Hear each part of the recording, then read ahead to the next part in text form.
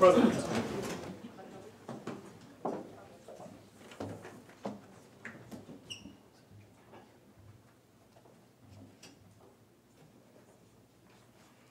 Let us pray. Almighty God, we willingly acknowledge you as the supreme being, most gracious and most merciful. Look down, we beseech you, on us who are members of this Senate, and deign to assist us in the duties that we have to perform on behalf of our beloved country of Trinidad and Tobago. Open our eyes to see the truth and help us to accept it with all its implications into our lives. Direct us, O Lord, in our deliberations, so that setting aside private interests, unwholesome prejudices, and personal affections, we may treat all matters set before us with honesty, courage, and conviction. Through all we say and do in this Senate, may we give glory and honor to your holy name, inspire confidence in our fellow citizens, and make a positive contribution to the peace and prosperity of our nation. Amen.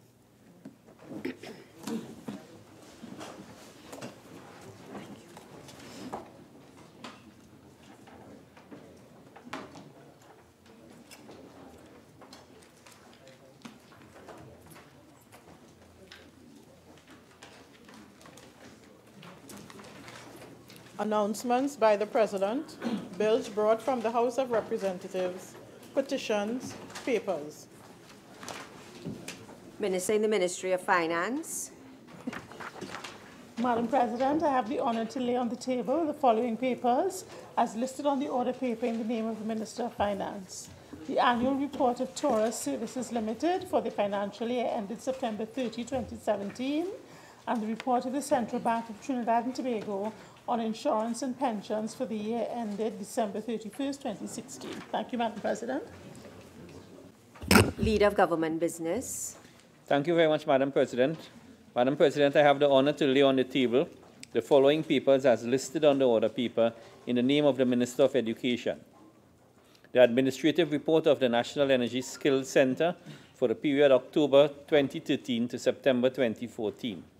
And the administrative report of the University of the West Indies, St. Augustine campus for the fiscal year 2015-2016. Reports from committees. Senator Richards. Good afternoon, everyone. Thank you, Madam President. Madam President, I have the honor to present the following report as listed on the supplemental order paper in my name.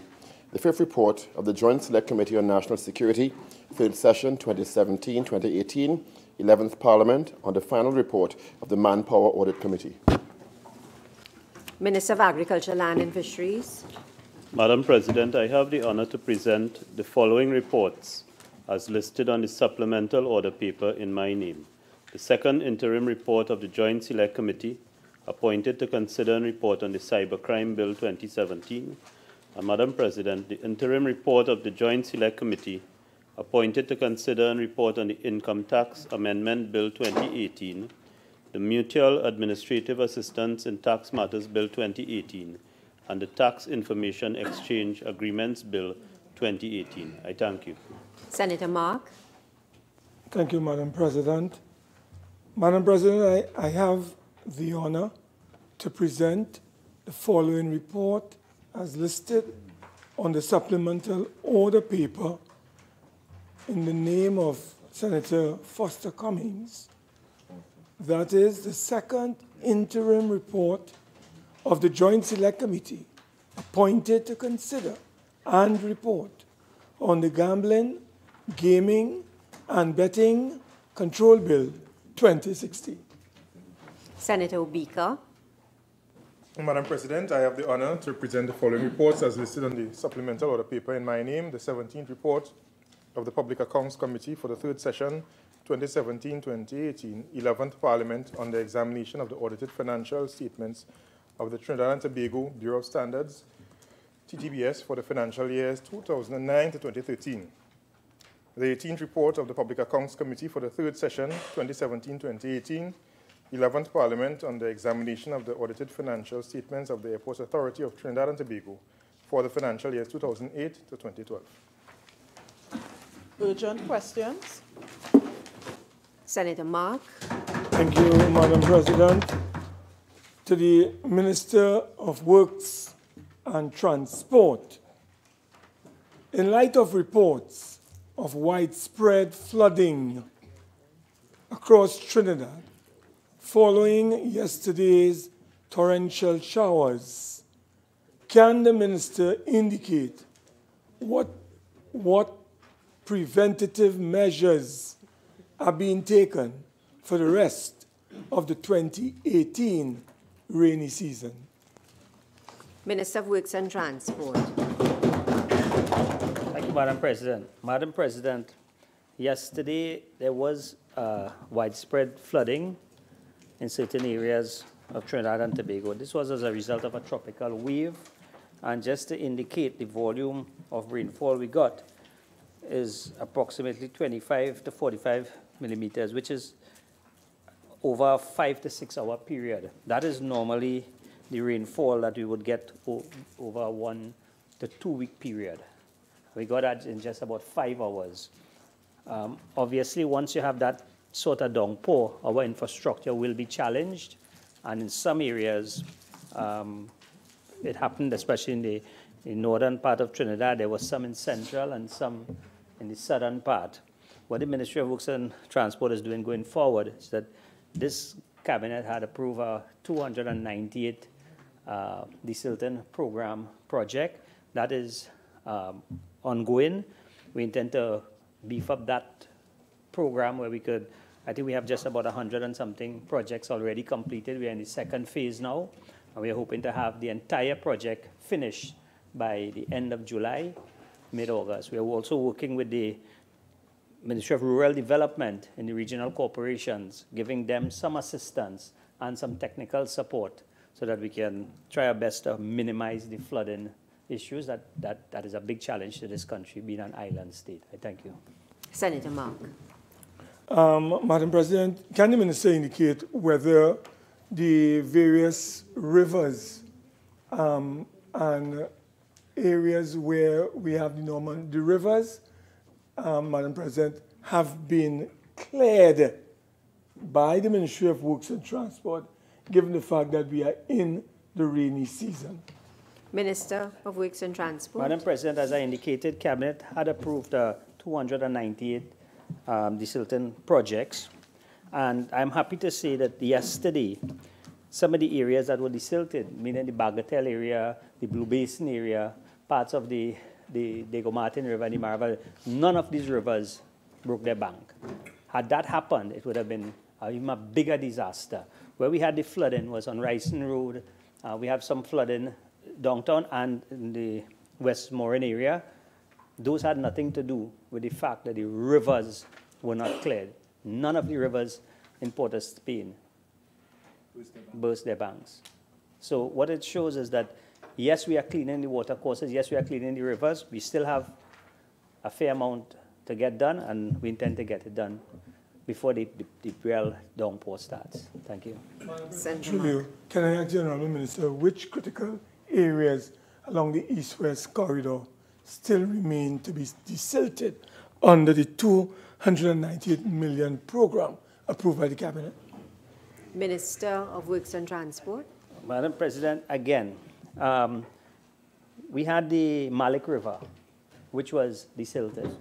Yes, we had some flooding in the Barataria area. The Malik River was desilted.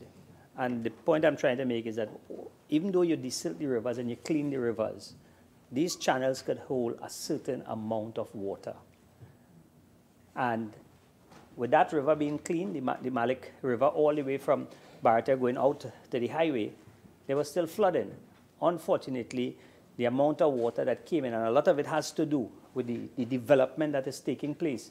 If you look at that Barataria area, a lot of these areas where you have these big industries operating, those were low-lying areas where water, once you had this excess flow in the Malik River, would have gone and settled and then go back into the channel. All these areas are now filled 4 and 5 feet high with commercial activities. These are some of the things that are contributing. So the rivers on the east-west corridor, all the way up, because in Trinidad and Tobago, the drainage department is divided into 4 areas.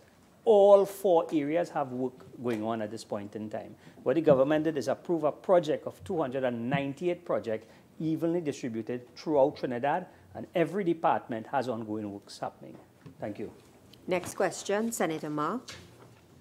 To the Minister of National Security. In light of reports of an unprecedented increase in crime in St. Helena, can the Minister state what measures are being taken to address the issue? Minister of National Security. Thank you, Madam President. Madam President, with respect to the crime in St. Helena, the Trinidad and Tobago Police Service has in fact stepped up its patrol activities in the St. Helena area. Additionally, they have been engaging the businessmen and businesses in the area with respect to cooperating with law enforcement to work together to treat the issues of crime and criminality and violence in the St. Helena area. I also want to respond to Senator Mark's statement that it's unprecedented, and I think unprecedented means that it never happened before, according to the dictionary. And I let them know that, in fact, at this juncture, similar to last year, whereas there were about 13 serious crime reported, at this juncture there are about 8. So in fact, there's a reduction in serious crime in the area. So it's not unprecedented as he described it, Madam President. Senator Mark, yes. May I ask the Honourable Minister, has the police been able to determine the underlying reasons or causes for this sudden spike in criminal activities within that particular area of the country? Minister of National Security. Madam President, the police continue to be present in the area and continue to investigate all reported crimes in the St. Helena area. Senator Mark. Madam President, may I repeat? I don't know if the Minister didn't understand my point. I was asking Honourable Minister, through the Honourable President, has the authorities, the police, been able to analyze what may have been the contributing factors to the sudden rise in criminal activities in that community? Is it the migration of criminals from the east-west corridor into these areas? What are some of the reasons? Minister of National Security. Madam President, the Trinidad and Tobago Police Service continues to investigate the crimes in the St. Helena area. Next question, Senator Mark. I know what he's doing as Minister of National Security. Question. Madam President, thank you very much. To the Minister of Rural, I'm a gentleman. To the Minister of Rural Development and Local Government.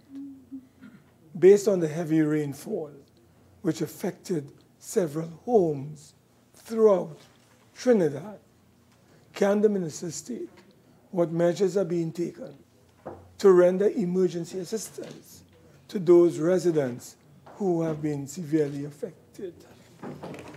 Minister of Rural Development and Local Government.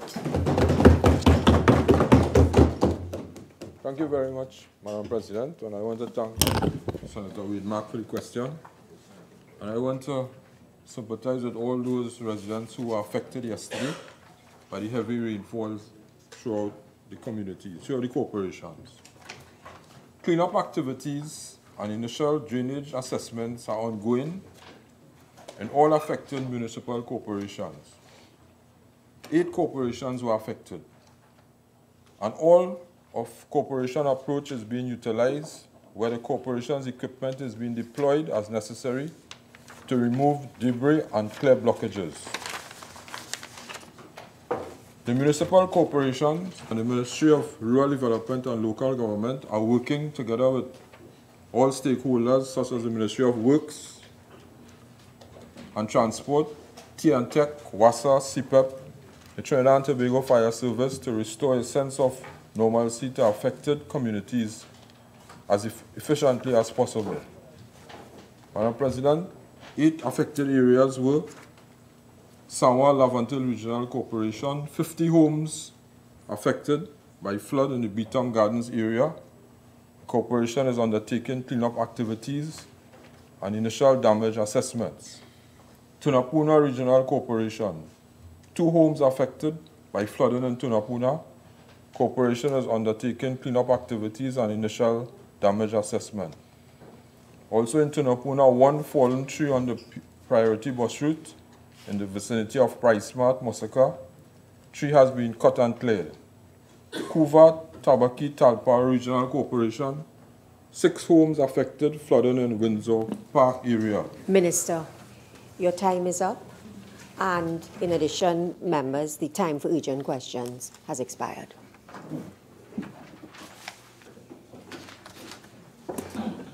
Questions on notice, questions for oral answer. Leader of Government Business. Madam President, the government is pleased to inform this Honorable Senate that we will be answering questions number 147, 148, 161, 162, and 163. Senator Mark. Thank you, Madam President. Question number 147 to the Minister of National Security. Minister of National Security. Thank you, Madam President. Madam President, as a result of Venezuela's sharp economic downturn and Trinidad and Tobago's close proximity to Venezuela's northeastern coast, the Immigration Division has observed an increase in the number of Venezuelans entering this country. The government of Trinidad and Tobago is currently drafting legislation to treat the issues surrounding refugees and asylum seekers. The legislation is being informed by the national policy to address refugee and asylum matters. This policy is currently being reviewed in order to improve the efficacy of the various government and non-government organizational apparatus. Additionally, in the absence of legislation, the Ministry of National Security developed interim standing operating procedures for treating refugees and asylum seekers. These SOPs guide the actions of the Immigration Division's collaboration with the UNHCR and Living Water community. Further, a refugee unit was established within the Immigration Division and is working closely with officials of the UNHCR to train immigration officers and establish protocols to govern all administration processes. With respect to the issue of migrant labor, the Ministry of Labor and Small Enterprise Development is currently drafting a labor migration policy that will treat with these issues. The government is committed to finalizing legislation concerning issues surrounding refugees and asylum seekers within a reasonable time. However, in light of the need for stakeholder engagement and thorough analysis required to treat with this issue, it will be difficult to provide a fixed date of completion at this time, Madam President. Yes, thank you, Madam President. Could the Honourable Minister identify what are the elements that comprise the interim standard operating procedures to guide the treatment of refugees arriving in Trinidad and Tobago? Minister. Thank you, Madam President. Very predictive. Currently, there are standing operating procedures in place for treating with refugees and asylum seekers. Living Water community receives asylum seekers and conducts pre-screening. Following the completion of the pre-screening, Living Water communities will forward all relevant documentation and information on the asylum seeker to the Immigration Division. If the individual qualifies as an asylum seeker based on a well-founded fear of prosecution, the Immigration Division will then place the person on an order of supervision in the care of Living Waters community. Subsequently, Living Waters community will register the applicant with UNHCR, after which an asylum seeker certificate will be issued. Immigration Division will then act accordingly, pending the outcome of UNHCR's refugee status determination procedure. Madam President, can the Honourable Minister indicate how many refugees have applied through the processes outlined for refugee status in the Republic of Trinidad and Tobago since this invasion has developed in terms of the cross-border and the worsening crisis in Venezuela? Minister. Madam President, I don't have those figures at this point in time. Senator Mark. Can you supply those figures, Honourable Minister, to this Honourable House before the end of the day? Minister. Madam President, that can be provided at a later date, Madam President. Honourable President, can the Honourable Minister indicate what would be informing the migrant policy that is being pursued by the Ministry of Labour. I have another question, but I'll deal with that one first. Minister. Madam President, I think that question is best posed to the Minister of Labour. Next question. Yes, can I ask the Honourable Minister, what would be the... No, Senator Mark, you have used up your supplementary questions. That's when I said next question, I meant next question. Yeah, no, next question. I didn't know it went so rapidly. But anyway, thank you, Madam President. Madam President, question number 148 to the Minister of National Security. Minister of National Security. Thank you very much, Madam President. Madam President, in 2009, 4 Augusta Western 139 medium twin turbine helicopters were purchased from Augusta Western Inc. and assigned to the Trinidad and Tobago Air Guard. The annual operating cost for these 4 helicopters for the 2010 to 2017 period was $200 million TT dollars, and over $1.4 billion, far more than the actual purchase cost of the helicopters themselves, had been spent maintaining and operating the aircraft since they were purchased. Madam President, the cost-benefit analysis was conducted, and it was decided that this extraordinary high expense was unjustified and the aircraft could be maintained and operated at a significantly reduced cost. As such, the aircraft were grounded effective June 29, 2017, pending the finalization and implementation of a more cost-effective solution. Subsequent to the grounding of these 4 AW39 medium twin-turbine helicopters, the Ministry of National Security has been utilizing helicopter services from the National Helicopter Services Limited. There has been no negative impact on national security as the conduct of multi-operations continue, inclusive of search and rescue, intelligence surveillance target acquisitions, medivacs, airborne fire suppressions, external load lifting, tactical insertion and extraction, airborne command and control, air maritime interdiction, logistic and liaison support, tactical air mobility, and also providing support to law enforcement using same capabilities for military operations. It is to be noted that while those 4 AW39 medium twin-turbine helicopters have been grounded, these helicopters are not the only ones utilized by the government of the Republic of Trinidad and Tobago. The Ministry of National Security is presently utilizing helicopter services from the National Helicopter Services Limited. Cabinet, via minute number 2169, dated November 30, 2017, agreed inter alia to the non-cash transfer of ownership of the 4 AW139 twin-turbine helicopters purchased for the Trinidad and Tobago Defense Force Air Guard to the National Helicopter Services with effect from the 1st of December 2017. Additionally, the National Helicopter Services Limited has been mandated to collaborate with the Trinidad and Tobago Air Guard, and thus the parties have been working to outline the terms and conditions to govern the transfer of the aircraft, outline how the aircraft will be maintained and operated, and return the aircraft to full operation capability in the most expedient manner, Madam President. Senator Mark. Madam President, can the Minister indicate which agency or body conducted the cost-benefit analysis as it relates to the grounding, the ultimate grounding of these 4 AW139 helicopters? Minister. Madam President, a committee established by the Ministry of National Security, consisting of representatives from the Ministry of Works and Transport, National Helicopter Services Limited, Trinidad and Tobago Defense Force, and the Ministry of National Security, conducted the exercise.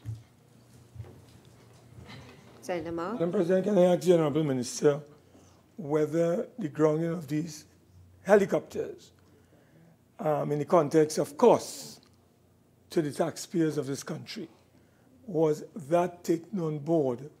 And if it were, can you share with us the cost of grounding these 4 helicopters in Trinidad and Tobago?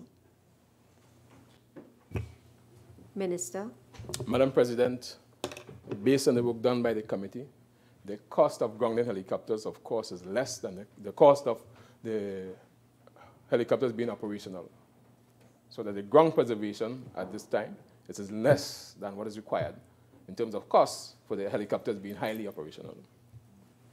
Senator Mark. I ask the Honourable Minister to provide us with the necessary proof of that analysis and assessment so that we ourselves can be guided accordingly. Senator Mark, you're going to have to rephrase that. Can I that ask request. the Honourable Minister to make available to this Parliament the actual cost-benefit analysis of the interim committee that worked on that report? Minister. Madam President, let me just clarify that the cost of ground preservation, which is the state that the aircraft are in right now, which means that they preserve them on the ground, they not go through in the air as commonly as the term is referred to. So then ground preservation mode right now, which of course will be less than the aircraft actually flying. All right, so I want to clarify that. So the cost will be less. Senator Mark. Madam President, may I ask the Honourable Minister, when he said that a more cost-effective solution to deal with these particular helicopters is being pursued, can you identify what are the elements of this cost-effective solution that is being pursued? Minister. Madam President, I cannot articulate all the costs, but I can say that one of the more extreme costs would be, prior to our decision, we had engaged foreign company to treat with the matter. So in fact, there's a savings right now because we're now dealing with a local company, National Helicopter Services Limited. So again, there's a reduction because of the local input as opposed to the foreign input. But there are other areas, of course, that there are cost savings. Senator Mark, next question, because you've used them. Question number 161 to the Prime Minister. Minister of Agriculture, Land and Fisheries. Very much, Madam President. Madam President, the report by Ambassador Christopher Thomas regarding Trinidad and Tobago's vote at the OAS against a fee waiver request from Dominica will be made public by being laid in the Parliament through the Joint Select Committee on Foreign Affairs. Madam President, this is expected to be done shortly. Thank you. Senator Mark. Can the Honourable Minister indicate, seeing that the document will be made public, will be laid in Parliament, and onward to this committee, can the Minister share with the Senate some of the findings and possible key recommendations of this particular report? Senator Mark, I won't allow that question. I ask the Minister, therefore, when can we expect, seeing that we are rushing towards recess, can he advise us, when can we expect this particular report to be tabled in the Parliament? Shortly, Madam President. Madam President, may I ask whether shortly would mean before the recess break? May I inquire? Minister. Madam President, the report is expected to be laid shortly. Next question, Senator Mark. Yeah, thank you, Madam President. Question number 162 to the Minister of Works and Transport. Minister of Works and Transport. Thank you, Madam President. Madam President, the following occurrences of landslips on the Lady Young Road in late February and early March 2018, the resulting debris were cleared through the collaboration efforts of several agencies, including the Port of Spain City Corporation, the Sawa-Laventil Regional Corporation, and the Ministry of Works and Transport. Upon investigation into the slope failures by officials of the Ministry of Works and Transport, it was observed that the hillside at the 4.4-kilometer mark was very unstable, and proposed that reprofiling of a slope to a more stable angle of repose was necessary to ensure the safety of road users and to avoid further landslips. An initial consultation was held with geotechnical engineer Dr. Derek Gay, and 2 areas of instability were identified to be removed. It was recommended that the reprofiling of the slope to a more stable angle of the repose be undertaken in 2 phases. Phase 1, slope stabilization work, were conducted using contractors' service on a round-the-clock basis from March 1st to March 4th, 2018, to bring initial stabilization to this slope. Phase 2, work to bring long-term stability to the final slope, continued daily from March 6, 2018, with the roadway being closed during peak hours, with work being completed on March 14, 2018. An assessment of the final stability of the various slopes along the Lady Young Road is in progress. The work was undertaken as follows. Carl Company Limited conducted the pre-profiling and protection work and the removing and clearing of the roadway. Ricky Ragunanan Company Limited undertook carting away of the materials from the site. The following costs associated with contractual service at bonded rates were: Phase 1, Carl Company Limited, $730,000, Ricky Ragunanan, $120,000. Phase 2, Carl Company, $741,000, Ricky Ragunanan, $60,000. A total of $1,651,000. I thank you, Madam Chair. Yeah. Senator Mark. Madam President, can I ask the Honourable Minister, how were these companies or contractors selected on a sole selective basis, or were they selected on an open tendering process or basis? Madam President, unlike what happened in the past at the Ministry of Works and Transport, whenever we have emergency work like this, we don't just call out contractors and ask them to go to work and then send a bill for us. It was estimated a job like this in the past would have cost upwards of $10 million. Yes. What we do now is that we go to the bonded rates, and on the bonded rates, these are the rates that contractors will work for when we have an emergency situation. I thank you. Senator Mark. Was this the same Ricky? No, Senator Mark. Can I ask you whether this is the same Ricky Ragunanan who imported hundreds of millions of US dollars via point leases and police were the plyboard person? Is it the same person? I won't allow that question. Next question, please. Madam President, I would like, and the country would like to know, what were the exact and precise processes? The Minister has not clearly answered my question. Were these contractors sole select, or were they Minister? Openly? Minister. What was the process? Thank you. Madam President, when you have emergency works like these, the Director of Highway and the Permanent Secretary will be the ones who are responsible for engaging contractors. As I said, in this case, contractors we engage contractors now with a bonded list, and this is how we utilize contractors at fixed rates, and they're paid for the amount of time they spent on the job. Again, in the past, contractors would have just been called out, several contractors on one job site, and they will send a bill to the ministry, and that is how they were paid. Thank you.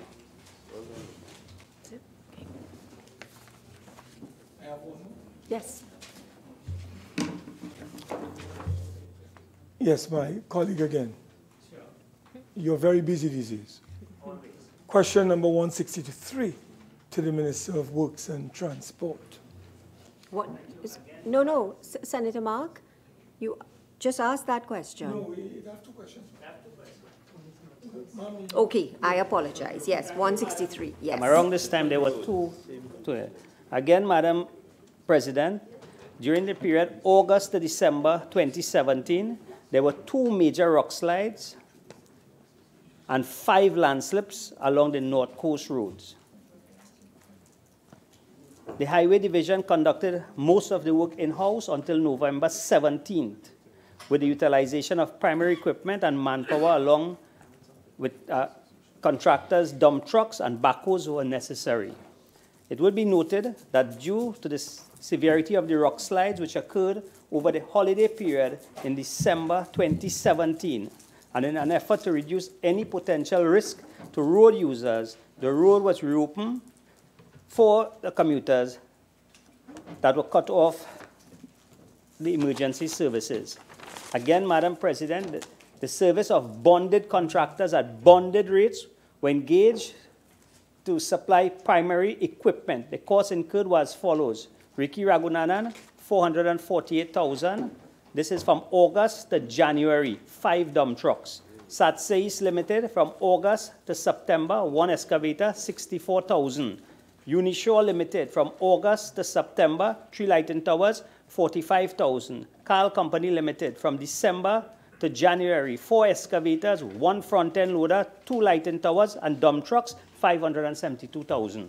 A total of the Maracas landslip of $1,139,000. I thank you. Senator Ma. Do we have a, Madam President, through you, can the Minister provide this Parliament with a list of your bonded contractors and whether this particular contractor, who seems to be highly favored? Senator Ma. One question, please. So, can you provide, is there a list, a priority list available to the Ministry of Works and Transport when it comes to the bonded contractors? Minister. Madam President, the Ministry of Works uses the CTB contract listing, and that is what we guide our prices by the CTB contractors listed. Thank you. Senator Ma. Tell us how this gentleman was so lucky to be on the front line of the compound. Senator Ma. Which gentleman? Could you properly... Ricky Ragunanan. Yes. Apparently he was very... Senator Ma, please ask a direct question without the editorial comment. Well, so please ask the question. Well, I'm asking, Madam President. Yes. I'm asking. Yes. Can the Honourable Minister indicate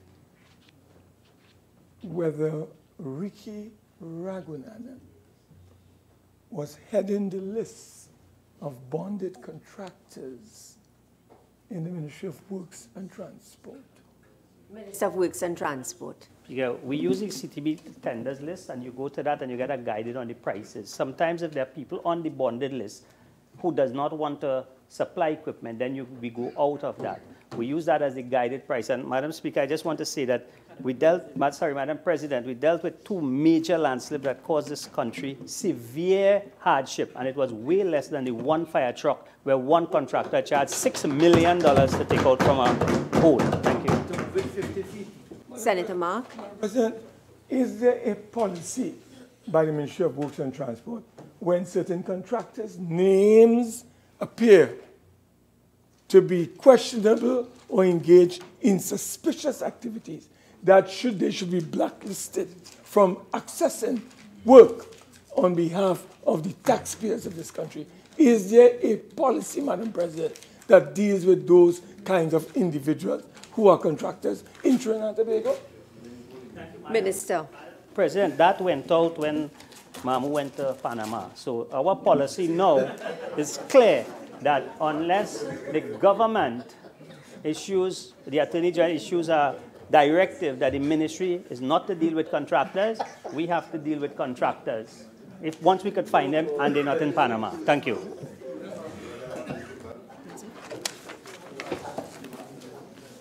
Request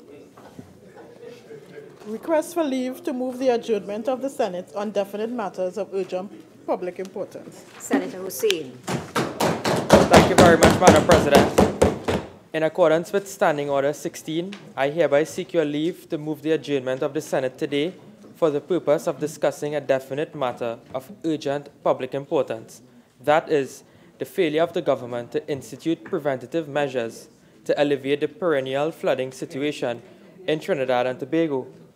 The matter is definite because it pertains specifically to the flooding which occurred yesterday in numerous parts of the country, including Port of Spain, Cocorite, Calcutta No. 1, Ragunanan Road West, Chandanagore, Claxton Bay, Couva, and Gasparillo due to the heavy rainfall. The matter is urgent because it is only the very start of the rainy season, and the National Oceanic and Atmospheric Administration has predicted that 2018 hurricane season is anticipated to be more active than usual. Therefore, if not immediately addressed by the government, it will be too late to prevent the devastating effects of floods and landslips. The matter is of public importance because the indiscriminate flooding yesterday affected thousands of citizens, resulting in unacceptable and irreversible damage to vehicles, homes, and property. The failure of the relevant authorities to dredge, widen, and clear blocked river courses could result in a repeat of yesterday's unfortunate event. Honourable Senators, I have considered the motion, and I am not satisfied that this matter qualifies under this standing order. I would ask Senators to note that of the 3 urgent questions presented today, 2 of those questions dealt with the issue of flooding. Public Business, Government Business Bill, second reading.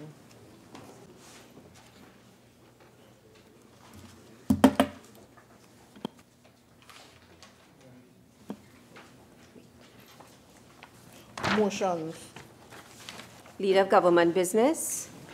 Thank you very much, Madam President. Madam President, having regard to the second interim report of the Joint Select Committee appointed to consider and report on the Cybercrime Bill 2017, I beg to move that the committee be granted an extension to September 14, 2018 to complete its work and submit a final report.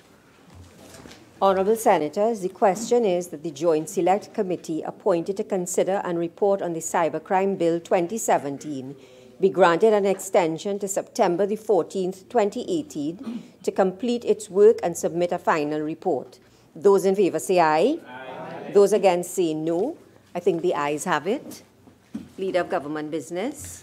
Madam President, having regard to the interim report of the Joint Select Committee appointed to consider and report on the Income Tax Amendment Bill 2018, the Mutual Administrative Assistance in Tax Matters Bill 2018, and the Tax Information Exchange Agreements Bill 2018, I beg to move that the committee be granted an extension to September 14, 2018 to complete its work and submit a final report.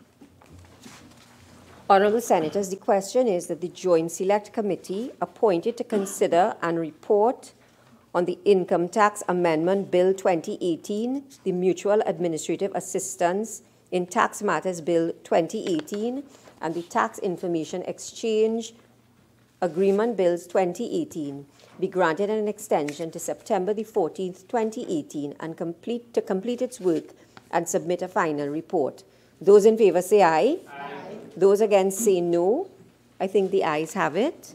Leader of Government Business. Madam President, having regard to the second interim report of the Joint Select Committee appointed to consider and report on the Gambling, Gaming and Betting Control Bill 2016, I beg to move that the committee be granted an extension to September 14, 2018 to complete its work and submit a final report. Honourable Senators, the question is that the Joint Select Committee appointed to consider and report on the Gambling, Gaming and Betting Control Bill 2016 be granted an extension to September the 14th, 2018 to complete its work and submit a final report. Those in favour say aye. Aye. Those against say no. I think the ayes have it. Public Business, Government Business Bill, second reading. Attorney General.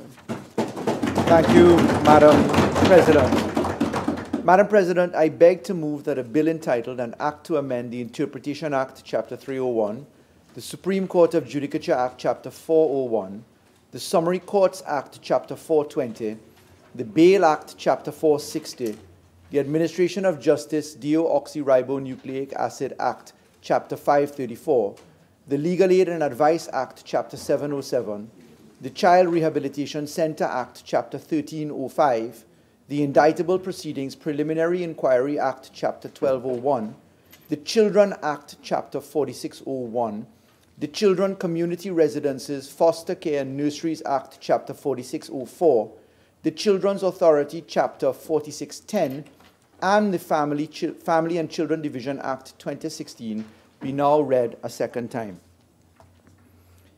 Madam President, this government takes cognizance that the number one issue in our country is crime. The scourge that crime constitutes and has constituted for decades has been met with budget after budget, billions upon billions having been spent across many ministries, entities, and the judicial system. Every year we come to Parliament, we raise fines, we raise penalties, we extend the time frame for incarceration, and we expect that we will get into a better zone of justice. Every year, year on year.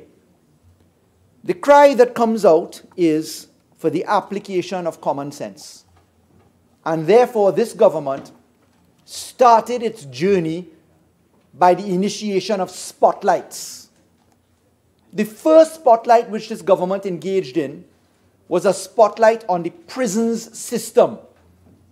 Because we came to the country and said the litmus test for the pace of our criminal justice system can be found most readily in an examination of the prison system. We went into the public domain. We identified that there were thousands of cases in arrears, persons in pre-trial detention for up to 17 to 22 years before a trial is had. The next spotlight we engaged in saw the revelation of statistics. We came to the country, identified that we have 29,000 plus matters, which are preliminary inquiry matters, waiting to get to trial. We revealed statistically that there are 143,000 cases in the magistrates' court every year. 50,000 of these cases are for matters concerning traffic offenses. We came to the population. We said it costs $25,000 per prisoner per month to maintain someone in incarceration.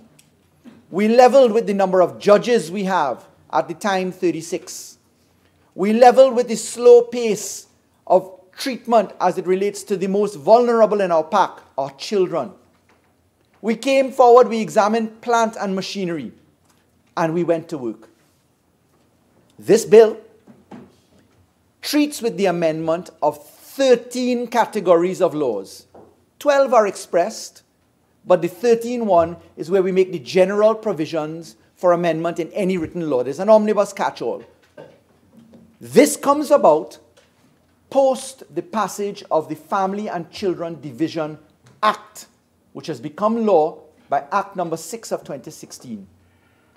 In this particular Senate, in this life of this 11th Republican Parliament, we urged senators, let us just start the system. Give us the license to start, we said. And we undertook specifically to come back to the Parliament and to do the second trawl of amendments that were necessary, and that's what this bill treats with. 13 categories of laws to be amended under one miscellaneous provisions bill, which treats with the functionality of our judicial system. But we've come here after we brought the criminal proceedings rules, after we initiated and started the Family and Children Division Act in the Children's Court.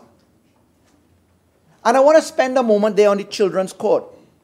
You see, Madam Speaker, Madam President, the Family and Children Division Act 2016, in Part 5, created a Children's Court, Sections 25 straight through to 33. and then some other provisions beyond. And in this children's court, we birthed an entire criminal justice system for children. We created judges. We moved from 36 judges to 49 judges. We created criminal masters. We promulgated rules. We amended the criminal proceedings rules. We did the protocols. We did the regulations. And there are hundreds of matters now proceeding in the children's court. The second clause of this bill treats with amendments proposed to the Supreme Court of Judicature Act specifically. The first clause, first substantive clause treats within the interpretation section, where we fix the interpretation to add for the first time that a child is someone who is 18 years and younger. Now, Madam Speaker, in coming with the Family and Children Division, we specifically wrote to a wide cross-section of stakeholders, one of whom, for the record, is the Law Association of Trinidad and Tobago. We wrote to the Law Association, and in fact, we spent years in consultation with them, my predecessors in government, and this government in particular. And I am pleased to inform the national community that we received the written submissions from the Law Association, who then went and gave full support for the Family and Children Division. On Friday, whilst I was sitting in the anti-terrorism debate with the opposition, I was given a call by the media to ask me if I had received letters from the Law Association. Whilst sitting, debating, and then going into the committee stage in the House of Representatives, I looked at my phone, and the media had sent to me 2 letters which the Law Association wrote out to me. So the media received it first, I received it from them, and then later that evening I noticed emails coming in from the Law Association. And the Law Association wrote me by way of 2 letters, both dated June 29th, 2018. And they, in effect, asked for the government to engage in stakeholder consultation. And very importantly, they said that the government should take note of their observations in the Criminal Division and District Criminal and Traffic Courts Bill. And they alleged, quite spectacularly, that they had observations to be made. They raised concerns that the blending of jurisdiction in the magisterial courts and the assizes is not an effort or task that should be undertaken lightly. They reflected upon the creation of masters in the Criminal Division Court, a jurisdiction which they allege was excluded by the Supreme Court of Judicature Act, etc. And very interestingly, in their letter, they say, we appreciate that similar type legislation was passed in the Family and Children Division Act No. 6 of 2016, in respect of which the Law Association was given an opportunity to comment. They then, in the round, asked the government to engage in consultation. And this government is very pleased, having received a very late response from the Law Association to facilitate stakeholder consultation. But it is imperative of the government now to state that the Children Court under Part 5 of the Family and Children Division, beginning at Section 25, which operates an exact replica of the Criminal Division that the Law Association is now asking for an opportunity to comment on. The only difference between the Children's Court structure and the Criminal Division Court structure is that the Children's Court deals with all people for crimes under 18 years, and the Criminal Division Court treats with people who are over 18 years. And I want to say that I find it quite astounding that one can approve on the one hand and not approve on the other hand. That one can give written confirmation of consent and structure, watch the system go into operation with hundreds of cases in gear, and then come to say that we want to have another look at it. Now, there's nothing wrong with having another look. A government doesn't legislate for itself only. A government must listen to stakeholders. But let me put the other point on the record. The work of the Parliament stands on the order paper of the Parliament. The Law Association, like everyone else, knows that this is a public arena. We have written as a Parliament, the Attorney General's office has written to the Law Association on umpteen occasions where they have just simply not responded to requests for consultation. On this occasion, we have received a request asking for consultation, but it is imperative, before I indicate the government's position to facilitate that I mark on the record that the progress of our reform to law depends upon people acting with diligence. And I cannot respectfully compel the Law Association to give its commentary. Even when I ask, it may not come. Sometimes it is volunteered. But I want to put this into context. I note that there is a discussion afoot in society saying that the government should engage in reform to the Judicial and Legal Services Commission, the manner in which judges are appointed. This bill, in Clause 3, proposes that we increase the judicial complement from 49 to 64 judges because we have recognized that we need more judges. And in the context of 29,000 cases in preliminary inquiry stage, in the context of year-on-year people, victims and accused alike saying, I want my day in court, in the context of successive reports coming out of the judiciary, that if you took every single judge in the assizes and put them to do only murder trials from now till they are completed, that it will take 10 years to do that, then I prefer, most respectfully, to err on the side of the provision of a greater judicial complement, because Trinidad and Tobago must be aware that improving by way of legislation or reform the judicial and legal services method of appointing judges will require us to amend the Constitution.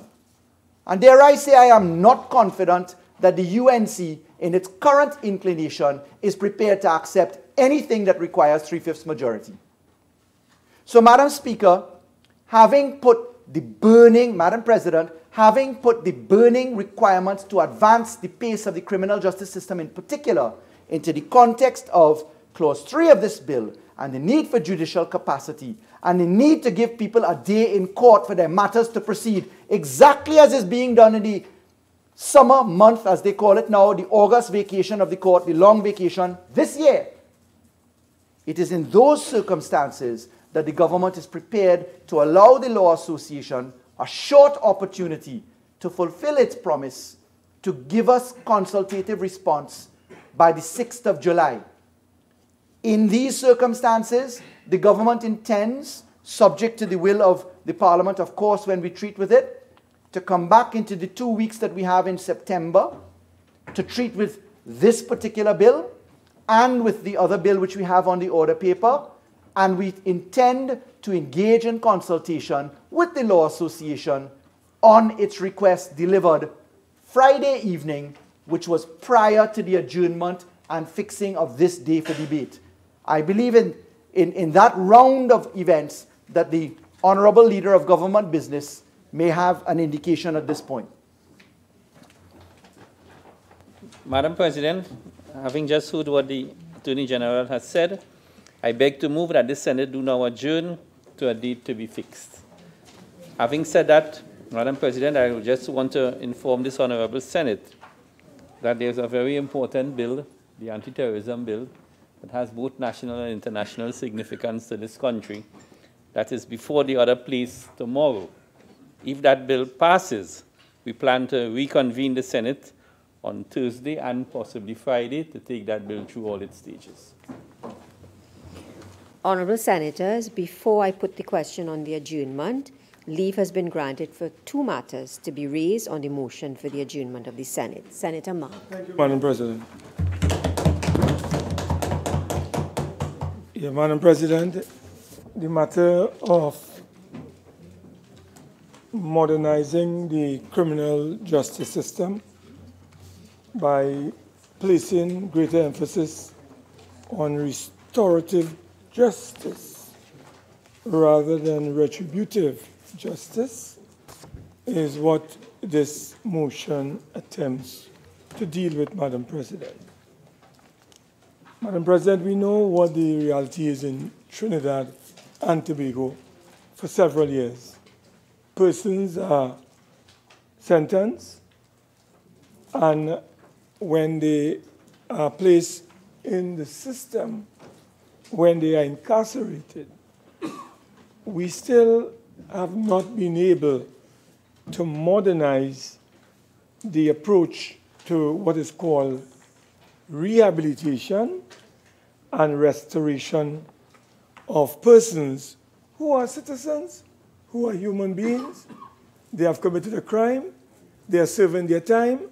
But the question here, Madam President, how do we treat with those citizens who have run afoul of the law and they have served their time, and we want them to reintegrate into our society and to be gainfully employed, to start a family, and therefore essentially equip them for a new start in life post-release from prison. So the whole question, Madam President, of looking at how we treat with prisoners when they enter the system and they are incarcerated is a matter of grave concern. Because, Madam President, you would realize that we do not have a well-organized system of education, cultural activities, sporting activities, faith-based activities at the correctional level to treat with our prisoners on a more regular, consistent, and humane basis. Madam President, what is the reality?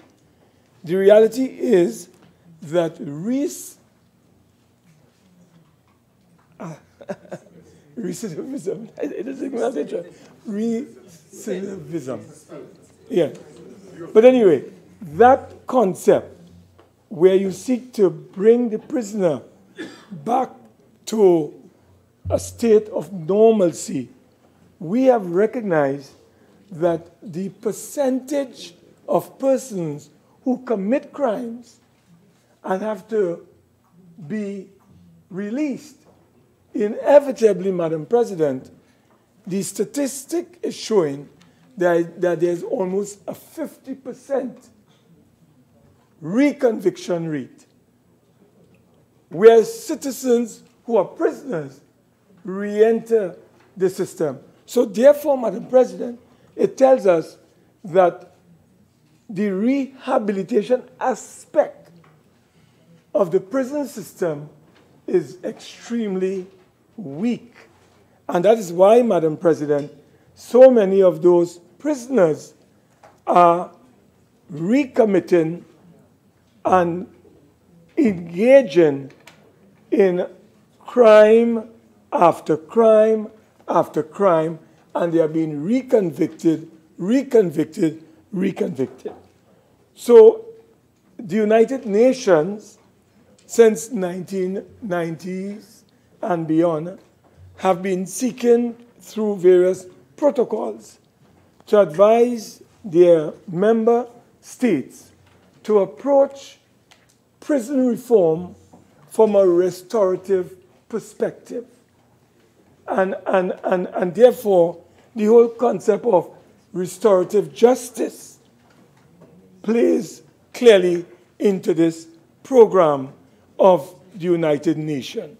So when we talk about restorative justice, Madam President, we are talking about the principle of repairing the harm caused by prisoners by restoring relationships Now, this is a concept that may not be accepted all around, but it is a concept that is worth looking at. Meaning, Madam President, persons who commit wrong in our society under this principle of restorative justice is being advised, and the United Nations is suggesting that these persons must approach their victims, Madam President, and seek forgiveness.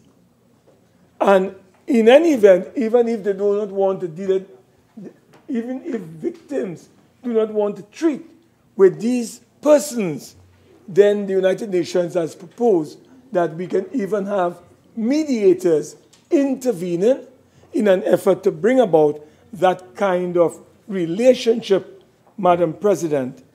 It means that we would be encouraging prisoners to take responsibility for their actions, Madam President. If it means the prisoner apologizing, if it means the prisoner committed to community service, if it means the prisoner having to return stolen goods, Madam President, to the person who he robbed, these are examples of what restorative justice is all about. And this is why, Madam President, I have raised this matter because I know that the government had to bring about new prison rules. But I don't know where those new prison rules are as we speak, where families can visit on a more organized and regular basis. Their fathers, wives can visit their husbands in prisons. These are all part of modernizing prison rules and bringing about a more restorative approach to justice, Madam President, that would lead to a greater degree of rehabilitation of prisoners, Madam President. So I think it's a matter that I like to throw out to the government. I know that the government may be embarking upon that program, but what we have seen, Madam President, is the data which we have before us reveals that the reconviction rate, the rate of persons recommitting themselves to doing the same crime over and over is rising. And the last statistic we were able to unearth in Trinidad and Tobago revealed that close to 50% of the persons who leave the prison system, they recommit crimes in our nation. So it tells us, as I said, Madam President, that we have to relook and re-examine the whole approach that we have taken towards this rehabilitation of prisoners, moving away from the punitive or retributive approach and moving towards a more restorative approach, focusing on rehabilitation and having a relationship between the victims of crime and those persons who would have committed the crime, Madam President. So it is an area that I feel that we can look at as a nation so that we can give these prisoners and these persons who are released from prison an opportunity to reintegrate in society and to restart, a life that is worthy of their dignity and their civility, to reconnect with their family by providing them with more reasonable and meaningful employment opportunities so that they can become full-fledged, reintegrated citizens in our country. And in that regard, Madam President, we can see a reduction over a period of time in the rate of criminality and crime committed by those persons who continuously commit crime, because the programs that we have within the prison system appear not to be delivering the efficacy and the results in an effective way, Madam President. So that is the whole purpose of this motion, Madam President, to seek to have the government look at this whole question of restorative justice rather than retributive justice. I thank you. Minister of National, Attorney General. Thank you, Madam President. Madam President, I'm very pleased to answer this motion. My learned colleague said in his wind-up that the aim is effectively the reduction in the rate of criminality and crime. After all, recidivism, as it's referred to, is your ability to actually reoffend after you've served your first sentence. Madam President, the answer to this motion is really quite simple. It falls within one phrase or word. It's called common sense. Let me explain what that means in the context of the response. The reason for the recidivism standing as high as it is, as at 50%, is to be found really and truly across a few areas. One, if you incarcerate people for up to 20 years in pre-trial detention, then you are running the risk that they are more likely to be inculcated in anger, in frustration, and perhaps criminality as it exists in the prison system. Secondly, if we do not reform the plant and machinery aspect of the prisons, we cannot engage in the operationalization of the prison's rules. We have 7 institutions for detention in our prisons. Our remand population is larger than our convicted population. It is 2/3 of our population in remand, people who are awaiting trial, and 1/3 of them actually serving out sentences. In that 2/3 pack, across these 7 detention centers, we have the fact that our main area for housing remandees, which is the remand yard, was actually a hangar built in World War II for planes. It was retrofitted and the cells were put in, 12 men per cell, no toilet facilities, poor ventilation systems, and archaic prisons rules. Notwithstanding that reality, my learned friends opposite, when in government, established a Ministry of Justice, had a Ministry of National Security, had an Attorney General's office.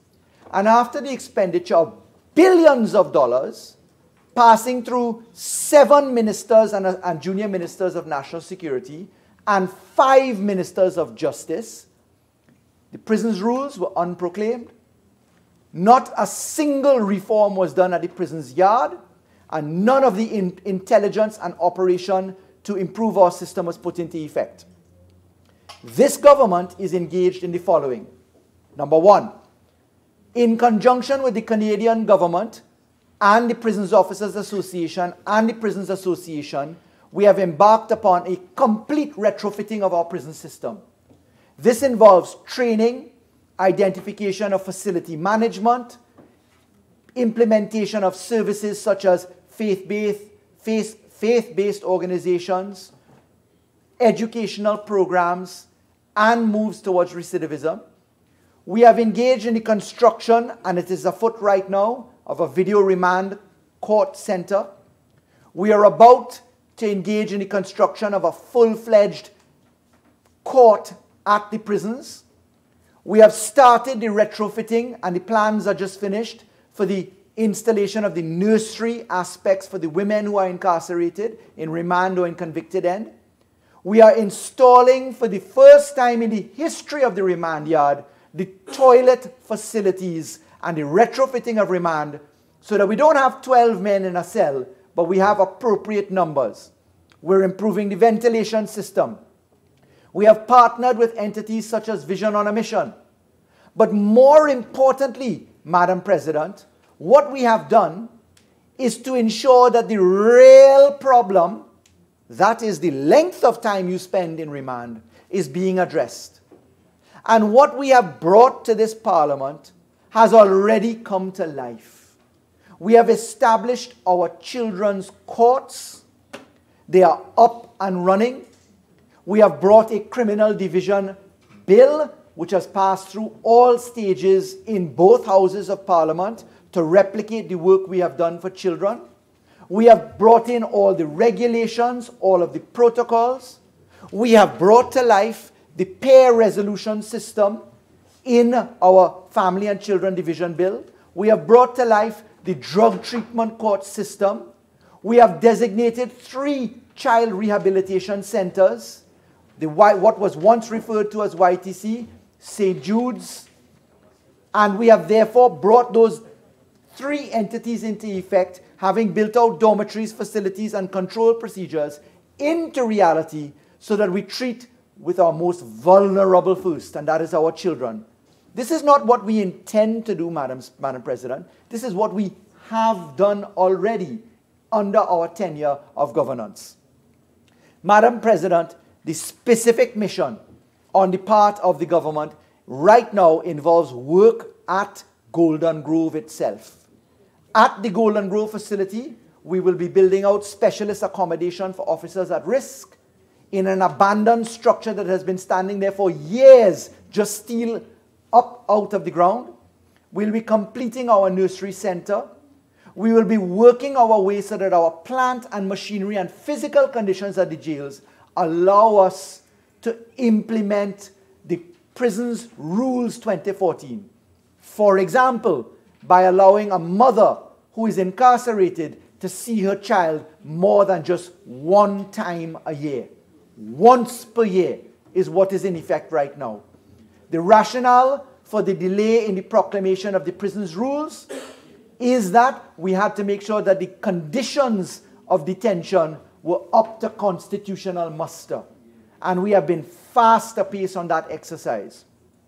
We are also deeply involved in proposals to bring forward a parole system. Under the chairmanship of the Minister of National Security, we have reactivated the Mercy Committee, which did not sit for years under our predecessors. For years, the Mercy Committee was abandoned by the UNC. Not a single case of mercy was allowed to advance simply because their members would not convene and sit in a Mercy Committee. So I welcome Senator Mark to the world of compassion and care and understanding, which did not exist under the UNC, which was not put into effect. I welcome Senator Mark to the reality that after 5 ministers of justice, 7 ministers of national security, and billions of dollars, that we have been able to implement child rehabilitation centers for costs like $1 million for 36 dormitories.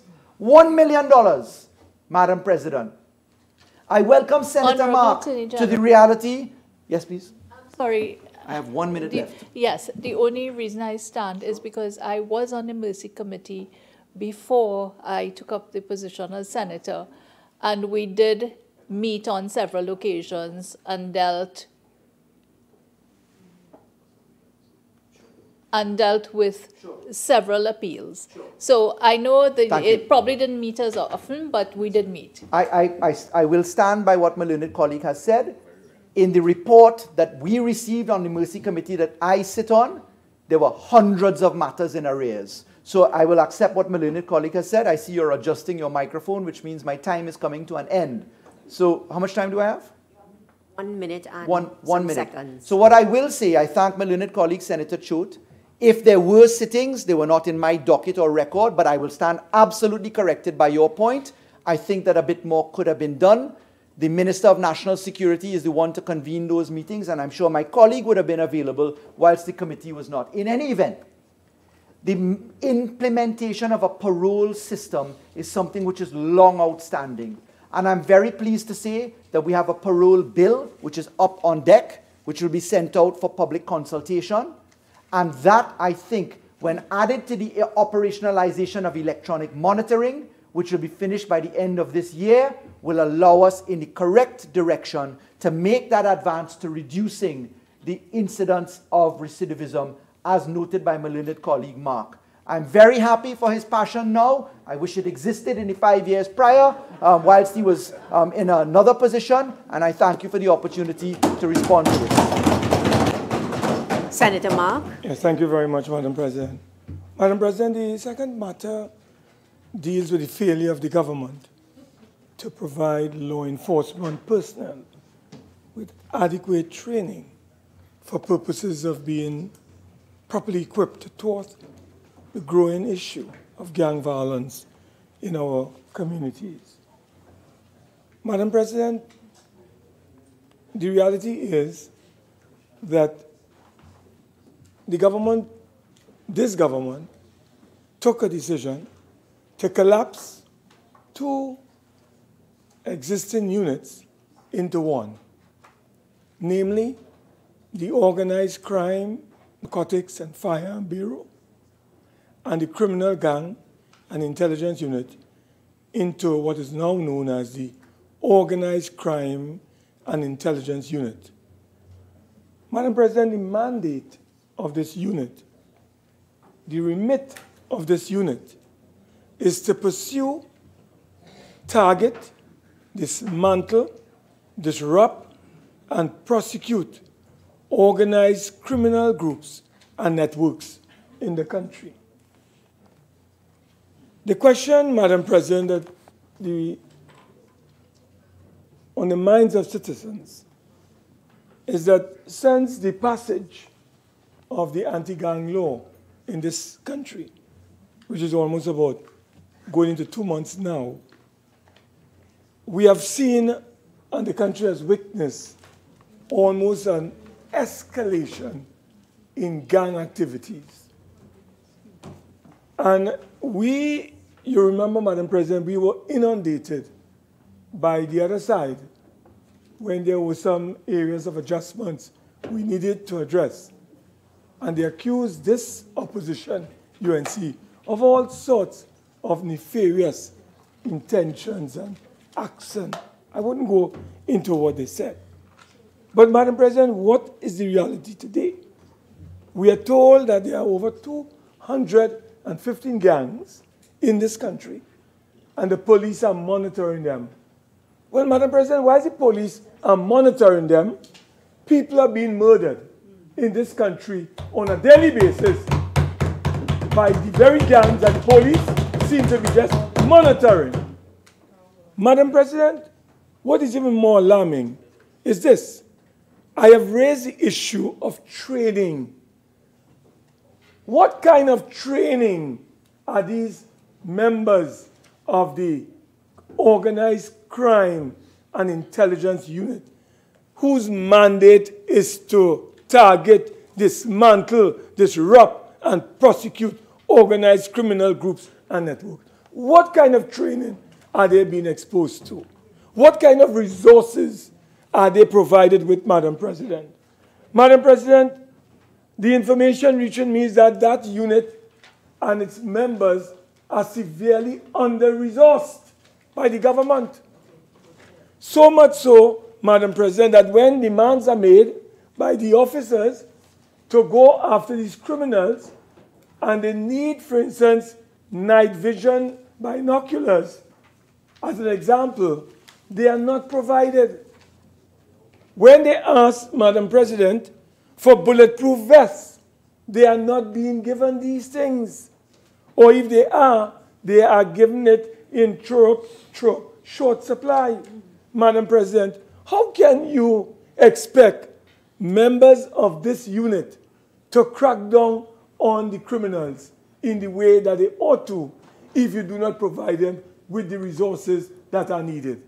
But yet still you came here huffing and puffing, indicated to the country that you knew when I say you, the authorities knew every member of every gang, every leader of every gang. All they wanted, Madam President, was the passage of the law. The law has now been passed almost 2 months now. Not one criminal element from a gang has been arrested in a serious way here, Madam President. We haven't seen it, Madam President. So we really want to know, Madam President, how are they training these officers, whether these officers are being trained for the task that they have to perform, we don't know, because we are not seeing results. We have read where the officers are concerned about their own safety and security. That is what we have read. We have also read, Madam President, where this particular unit that's supposed to go after the gangs, they are talking about the government promoting a better witness protection program. That is another demand that we understand from our intelligence that the officers are demanding. So how are we going to prosecute this matter effectively if these persons who are officers in the organized crime and intelligence unit are not provided with the necessary resources, Madam President? So we always said this was all a public relations gimmick on the part of this government. And the Minister of National Security, who, along with others, led the charge against the opposition, 2 months almost, proclamation, operationalization of the legislation. And what is happening, Madam President? Fear has gripped this nation as never before under this government.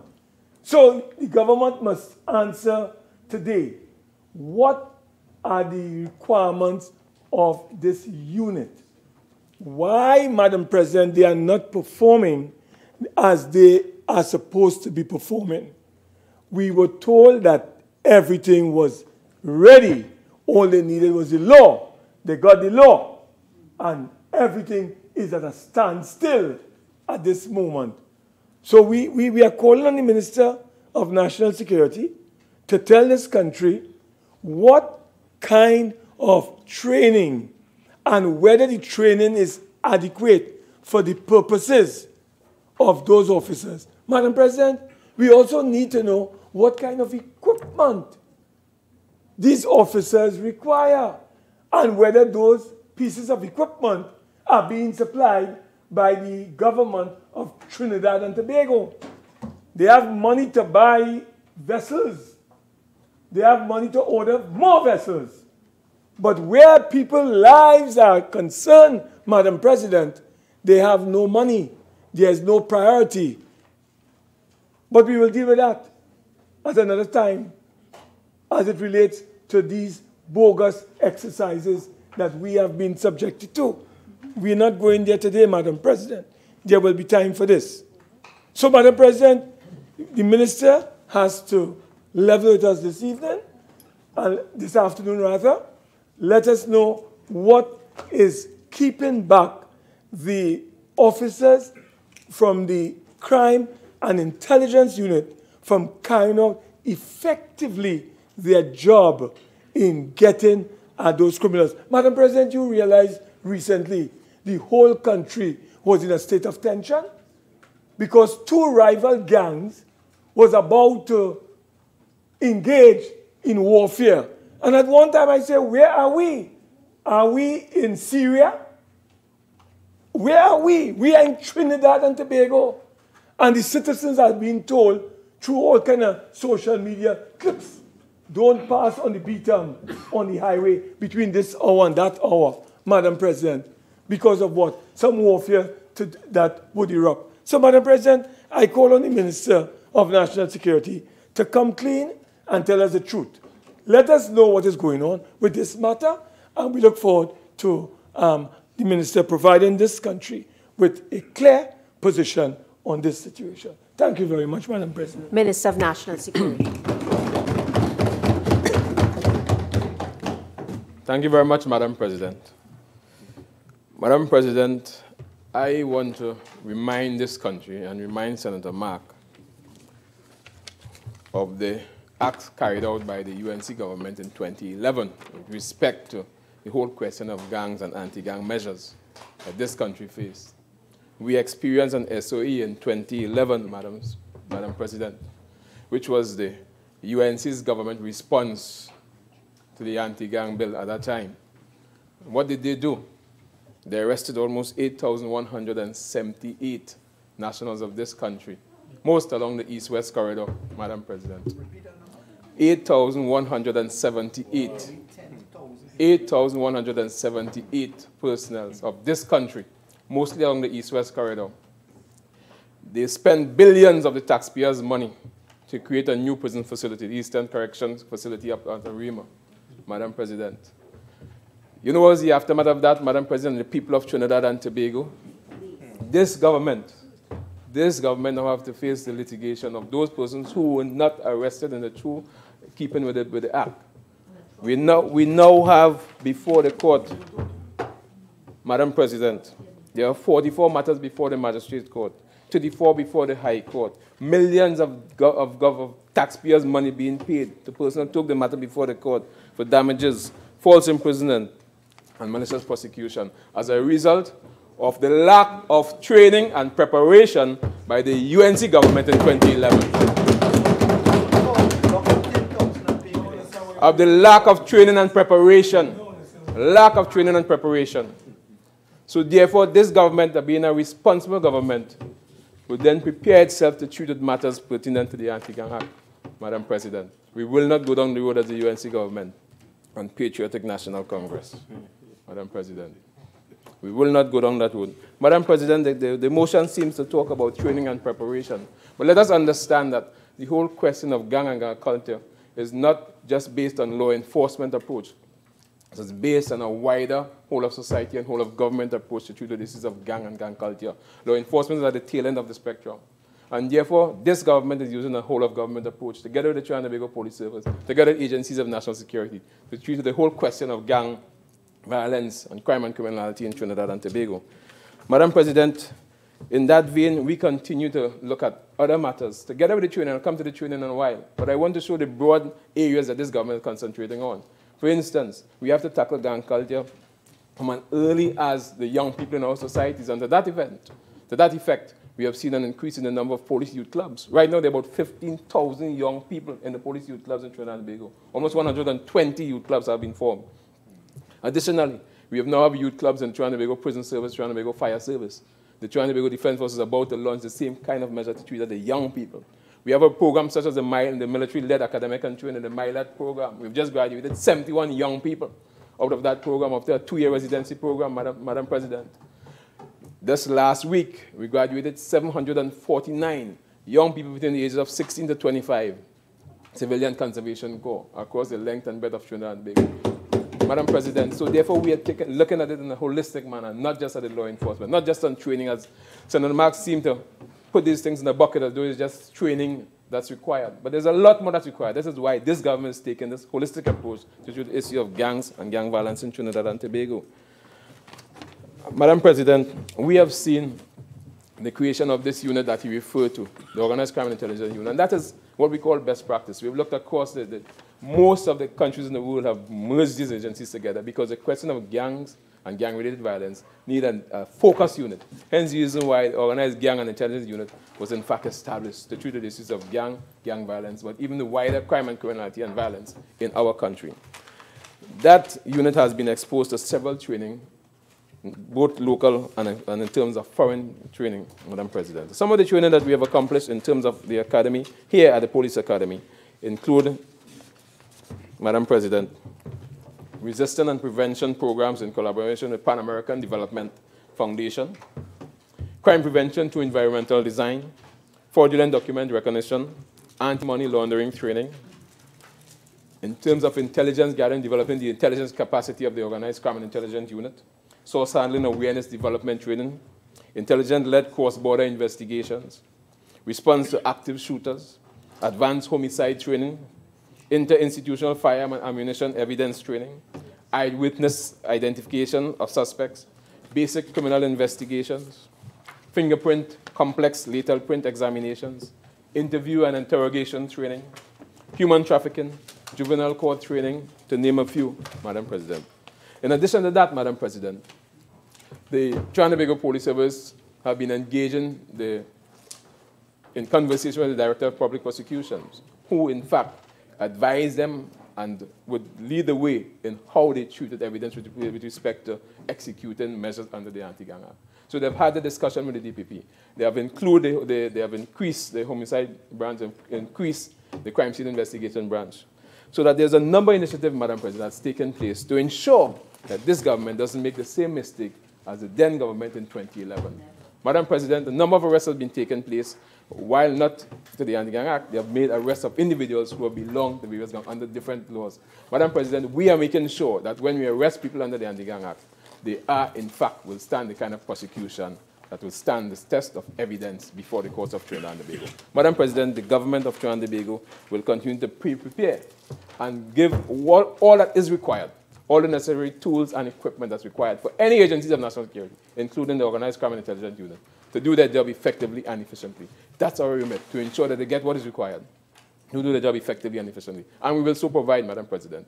The government stands ready to provide all that's required to ensure that those agencies can do their job effectively and efficiently, including the execution of the Anti-Gang Act. Madam President, I thank you.